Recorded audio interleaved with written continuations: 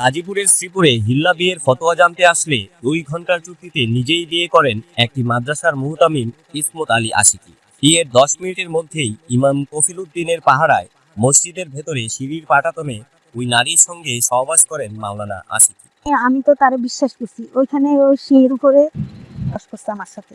আমি তো ওই জিনিসটা বুঝছি না যে একজন আলেম মানুষ, হে তো সবই বুঝে, সব জানে, আমি তো আর জানি না। এরা এরা কি ইসলামের কর্ণধার? এরা মসজিদের ইমাম হতে পারে? যে ফালতু ফতোয়া দিয়ে 1 ঘন্টার জন্য বউটা আর একজনকে দিয়ে এটা হালাল করলো না হারাম করলো? বলেন তো দেখি। এই বাংলাদেশে এখন এই ফতোয়া চলতে পারে? ওই ইমামকে তো গ্রেফতার করার দরকার। ওই যে একজন পালায় বেড়াচ্ছে।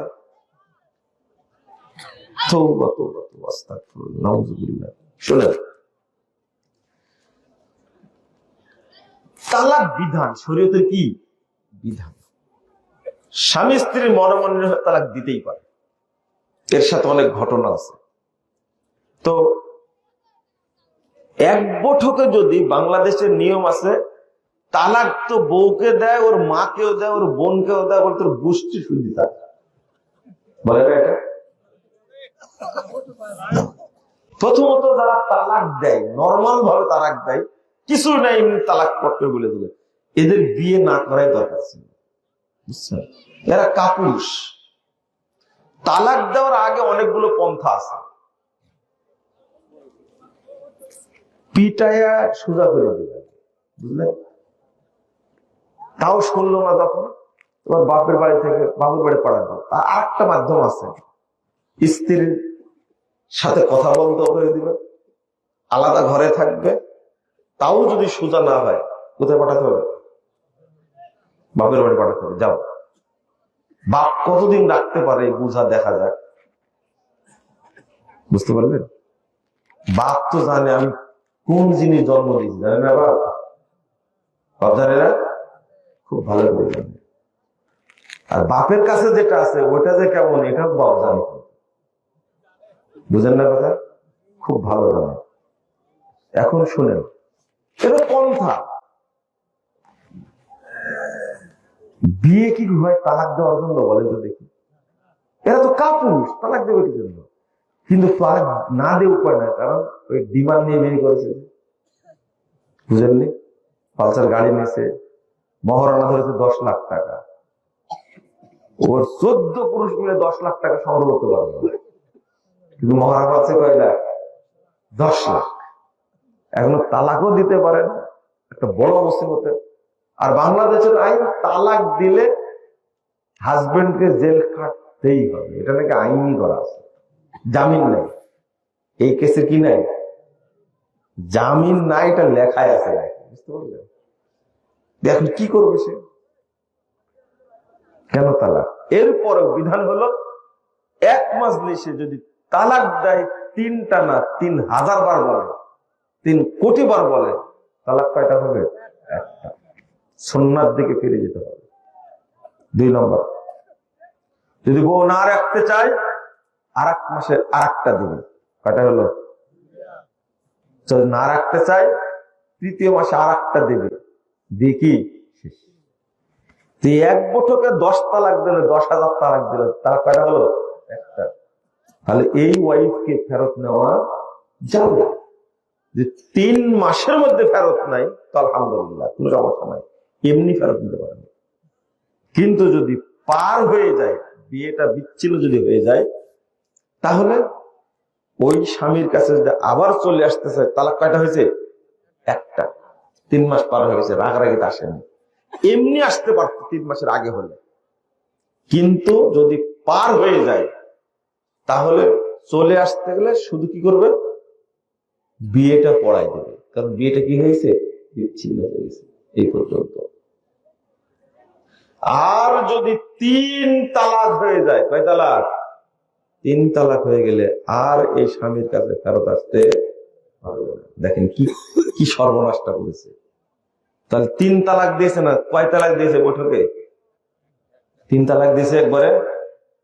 একসঙ্গে 3 তালাক দেওয়া হলো সুন্নাহ বিরোধী, কোরআন বিরোধী, মনে রাখবেন। তালাক কয়টা দিতে হবে? একটা দিতে হবে। এটা হলো সুন্নাহ। একসঙ্গে তালাক, 3 তালাক দেওয়া, এটা হলো সুন্নাহ বিরোধী। প্রথমত সুন্নাহ বিরোধী কাজ করেছে। 2 নম্বর,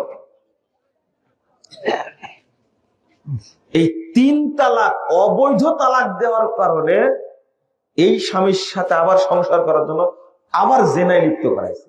বুঝতে পারলেন? কয় তালাক যেহেতু হয়ে গেছে, 3 মাসে 3 তালাক দেওয়ার পরে স্বামী হারাম হয়ে যায়। কি হয়ে যায়? হারাম হয়ে যায়। তাও স্বামী দিলে, স্ত্রী দিলে না। স্ত্রী তালাক দিতে পারে না। বুঝছেন কথা?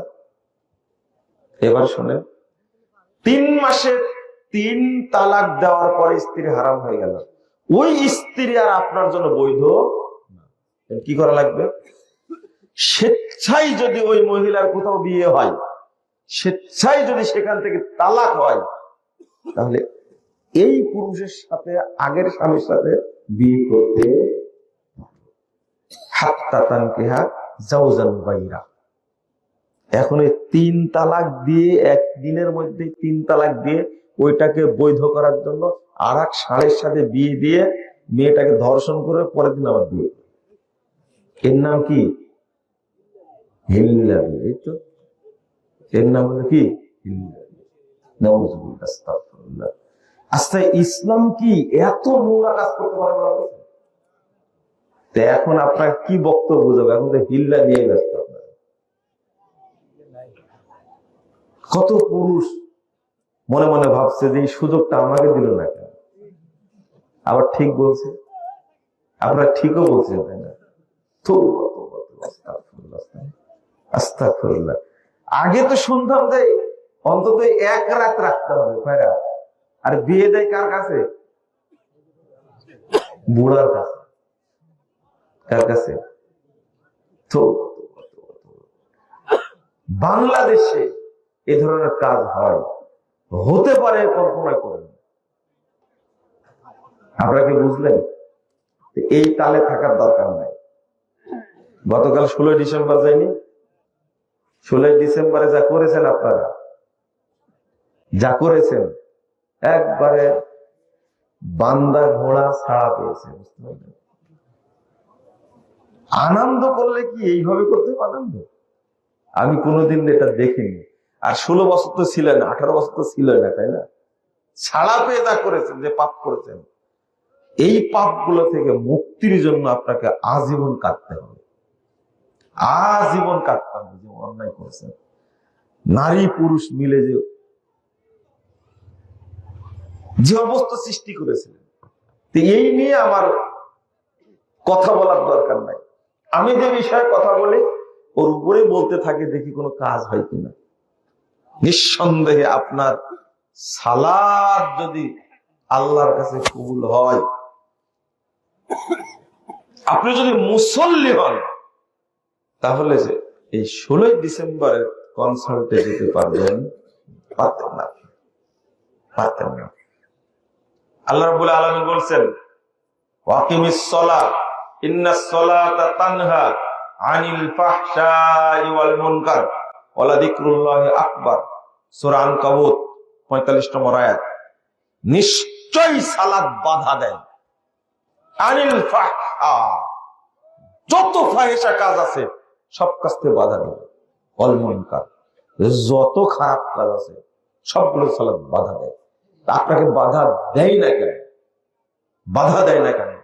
এটা কোনোদিন চিন্তা করে দেখেছেন আপনি? দেখেননি আপনি, কোনোদিন ভাবেননি।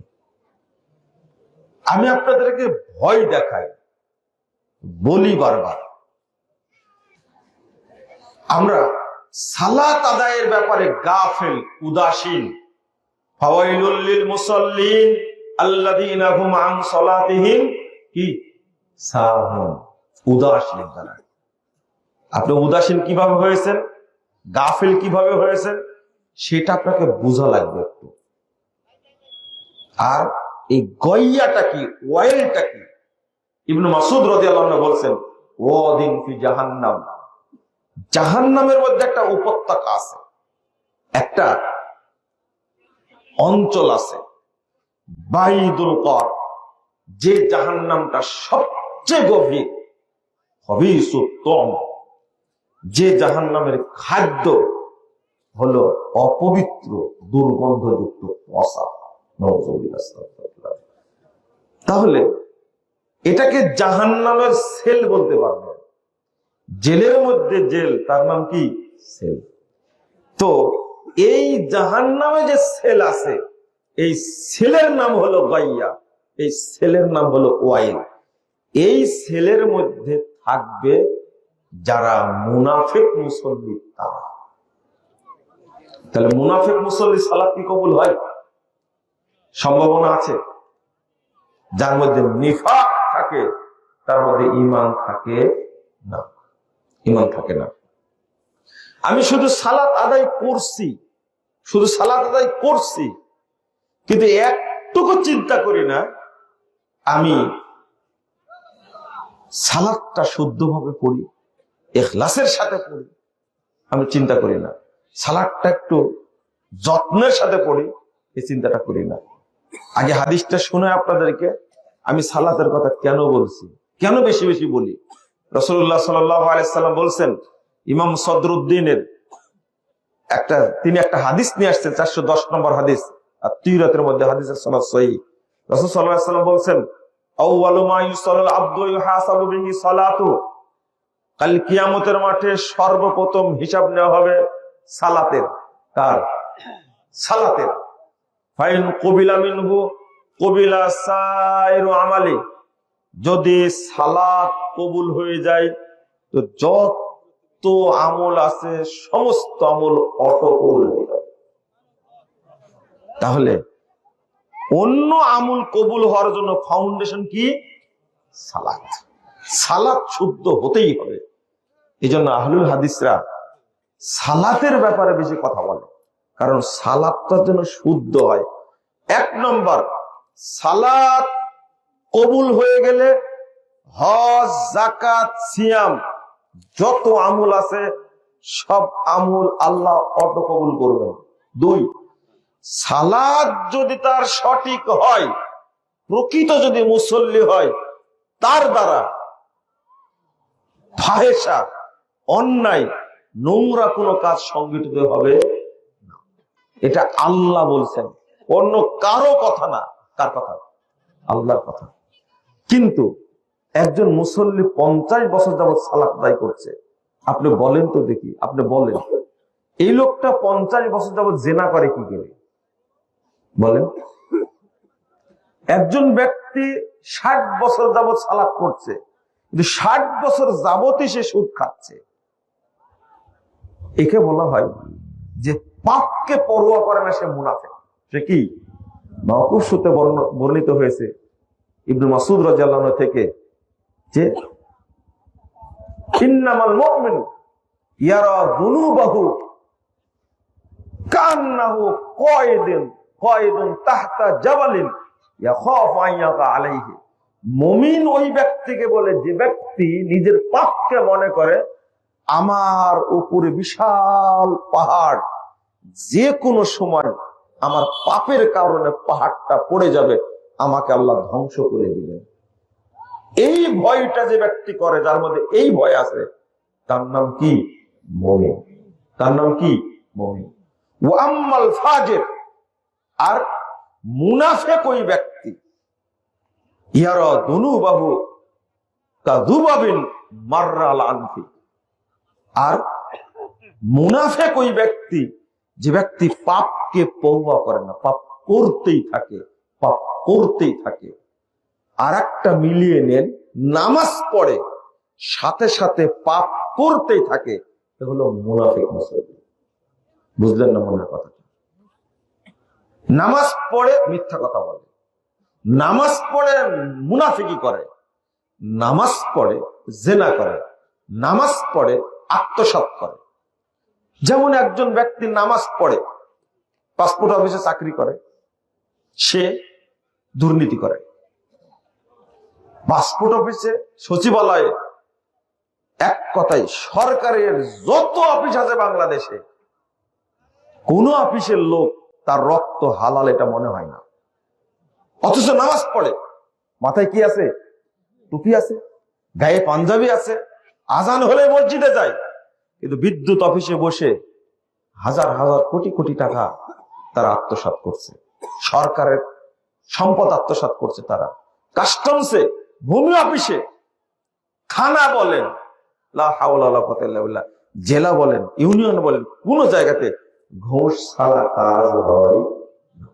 ঘুষ ছাড়া কাজ হয় না, ঘুষ খাই। বলেন তো, নামাজ পড়ে ঘুষ খায়, এই মুসল্লি না মুনাফেক? মুনাফেক। আমি এটা বলতে চাচ্ছি, আপনি কি বুঝতে পারছেন? নামাজ পড়ে মিথ্যা কথা বলে, বলে মুসল্লি না মুনাফেক? মুনাফেক। আর যে পাপকে পরোয়া করে না, পাপকে পরোয়া করলে কি নামাজ পড়ে সুদ খায়? নামাজ পড়ে জেনা করে, নামাজ পড়ে ঘুষ খায়? কোনোদিন হতে পারে না এটা। এ মূলত মুনাফেক মুসল্লি। কি বলছে মুসল্লি? সেই সাথে আমি আর একটা কথা বলি যে আল্লাহ রাসূল সাল্লাল্লাহু আলাইহি ওয়াসাল্লাম বলছেন, ইন্নাল্লাহা ইউবগিযু কুল্লা আলিমিন বিদ-দুনিয়া জাহিলিন বিল আখিরা। আল্লাহ রাসূল বলছেন, যারা দুনিয়াবি জ্ঞান সম্পর্কে অনেক জানে কিন্তু পরকালের জ্ঞানের ব্যাপারে তারা কি? অজ্ঞ। কি? জাহেল। জাহেল বললে আপনারা মন খারাপ করছেন, তাই না? নবী মুহাম্মদ সাল্লাল্লাহু আলাইহি ওয়াসাল্লাম বলছেন জাহেল, আমি বললে মন খারাপ হয় কেন আপনাদের? হ্যাঁ, আপনারা তো বুঝেন না। আল্লাহ নবী বলছেন, আপনি ভালো করে শুনেন, ইন্নাল্লাহা ইউবগিযু কুল্লা আলিমিন বিদ-দুনিয়া।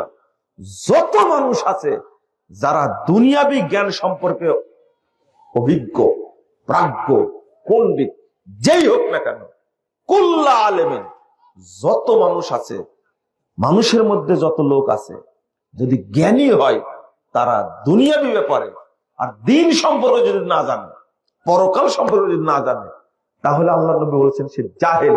আর এদের উপরে আল্লাহ রাব্বুল আলামিন গজব বর্ষণ করেন। কি বর্ষণ করেন? গজব বর্ষণ করেন। আল্লাহ বলছেন সূরা রুম ৮ নম্বর আয়াত বলছেন, না ৭ নম্বর আয়াত, আল্লাহ বলছেন, ইয়ালামুনা যাহিরাম মিনাল হায়াতিদ দুনিয়া ওয়া হুম ফিল আখিরাতি হুম গাফিলুন। তারা দুনিয়া সম্পর্কে অনেক জানে, তারা দুনিয়া সম্পর্কে কি? অনেক জানে, কিন্তু পরকাল সম্পর্কে গাফেল।